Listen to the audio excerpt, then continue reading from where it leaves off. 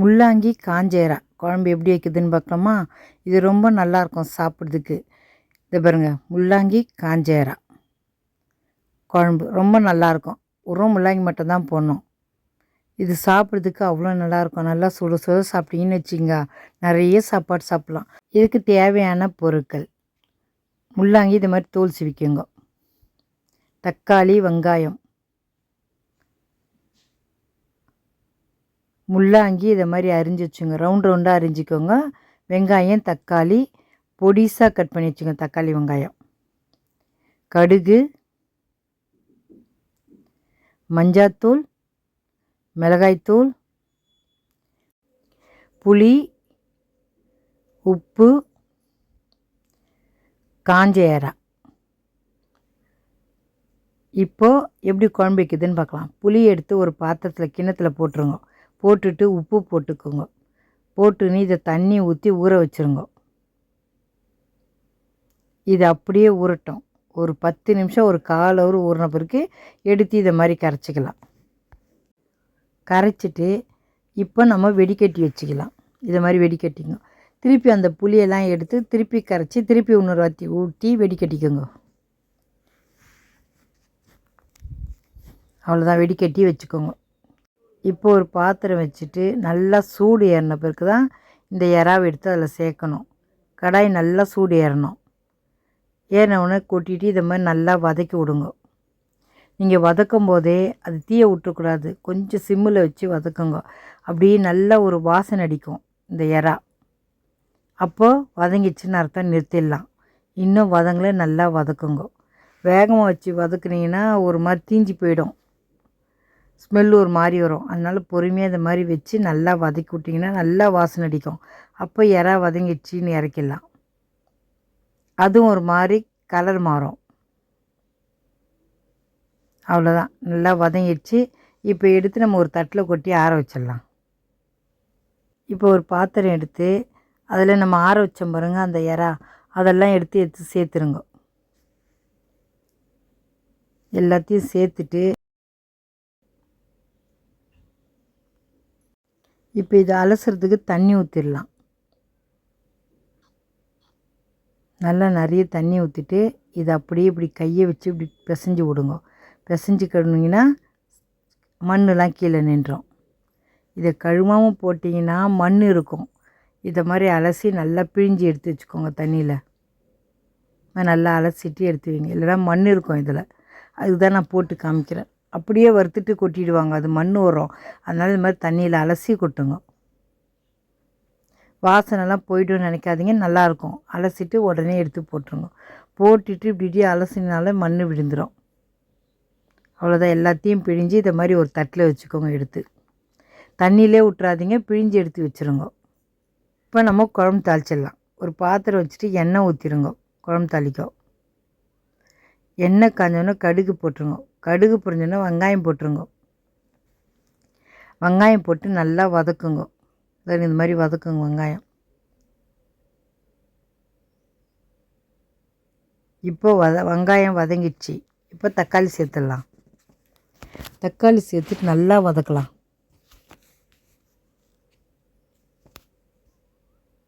நல்லா வதக்குங்க தக்காளியை.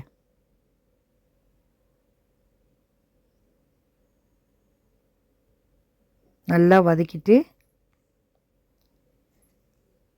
இன்னும் கொஞ்சம் வதங்கட்டும். வெங்காயம் நல்லா வதங்கணும், தக்காளியும் நல்லா வதங்கணும். வதங்கிடுச்சு. இப்போ முள்ளாங்கி எடுத்து சேர்த்துடலாம். அதையும் நல்லா வதக்குங்க எண்ணெயிலேயே. இந்த குழம்புக்கு நல்லா வதக்குனீங்கன்னா ரொம்ப நல்லாயிருக்கும். இது மாதிரி நல்லா வதக்கிட்டே இருங்க.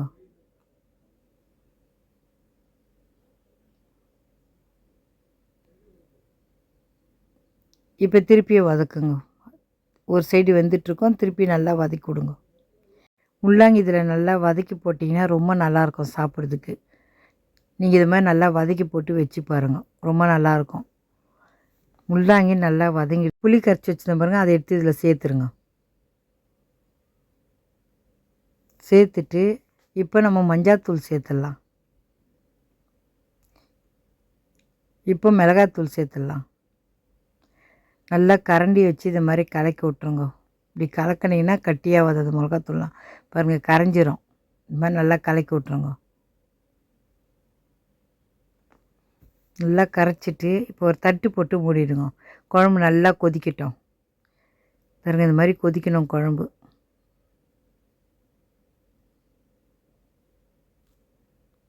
நல்லா கொதிக்குது.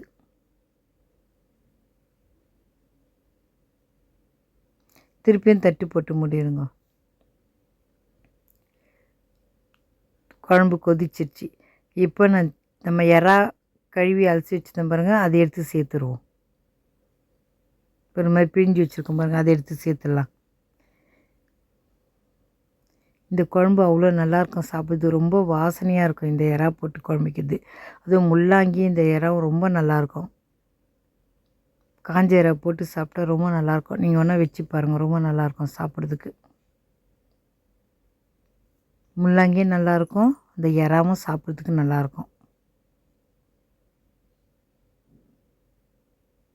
கொதிச்சிச்சு. இன்னும் கொஞ்சம் கொதிக்கிட்டோன்னு தட்டை போட்டு மூடிட்டு கொதித்த உடனே இறக்கிடலாம். இன்னும் கொஞ்ச நேரம் கொதிக்கிட்டோம் குழம்பு. நல்லா கொதிக்கிட்டோம். காய் வெந்துச்சு, அதனால் கொஞ்சம் குழம்பு திக்காகட்டும். ரொம்ப தண்ணியாக இருக்குது பாருங்கள், கொஞ்சம் திக்காகட்டும் குழம்பு. இன்னும் கொஞ்ச நேரம் கொதிக்கிட்டோம். குழம்பு கொதிக்கல, திருப்பி தட்டை போட்டு முடியாச்சு. அவ்வளோதான், குழம்பு ரெடி ஆகிடுச்சு. கொதிச்சிச்சு. கொதித்த உடனே இறக்கியாச்சு, அவ்வளோதான். சாப்பிட்டு பார்த்துட்டு எப்படி இருக்குன்னு சொல்லுங்கள். நீங்களும் இதே மாதிரி குழம்பு வச்சு பாருங்கள்.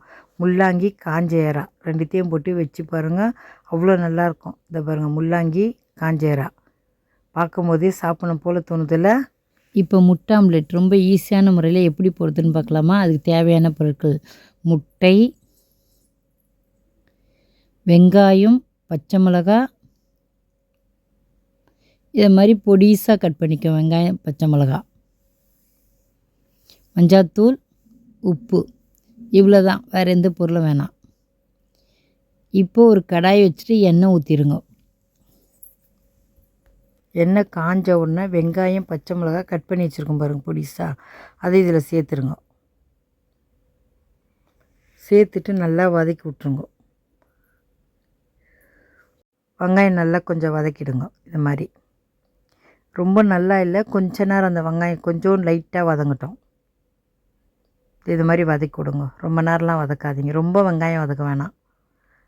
அப்போ தான் முட்டைக்கு சாப்பிட நல்லாயிருக்கும். இது மாதிரி நல்லா கொஞ்சம் வதக்கிட்டு லைட்டாக, அவ்வளோதான்.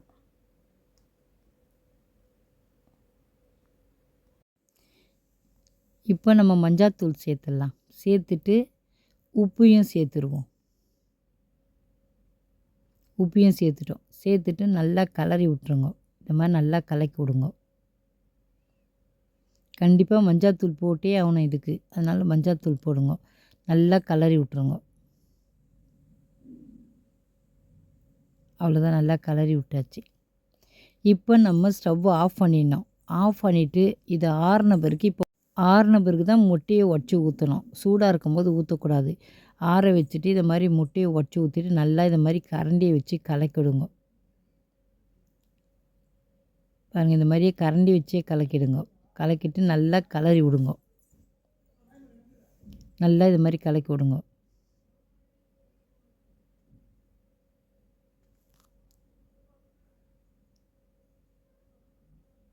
அவ்வளோதான், நல்லா கலங்கிடுச்சு.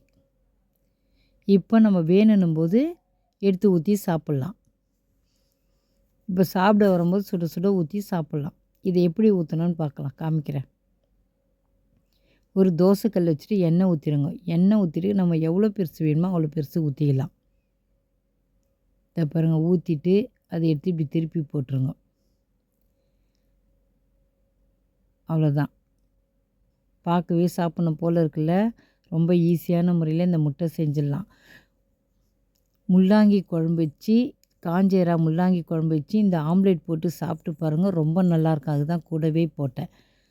ஈஸியான முறையில் டக்குன்னு செஞ்சிடலாம். ஆம்லேட்டு ரொம்ப நல்லாயிருக்கும், முள்ளாங்கியும் காஞ்ச இறா குழம்பும் ரொம்ப நல்லாயிருக்கும். ரெண்டுத்தையும் வச்சு சுட சுட சாப்பிட்டு பாருங்கள். சாப்பிட்டு பார்த்துட்டு எப்படி இருக்குன்னு சொல்லுங்கள். நீங்களும் இதே மாதிரி செஞ்சு பாருங்கள், ரொம்ப நல்லாயிருக்கும். ஆம்லேட் பார்க்கும்போதே சாப்பிடணும் போல் இருக்குல்ல, ரொம்ப ஈஸியான முறையில் செஞ்சிடலாம். இதே மாதிரி செஞ்சு பாருங்கள். இதை ஊற்றிட்டு திருப்பும்போது உடையும்.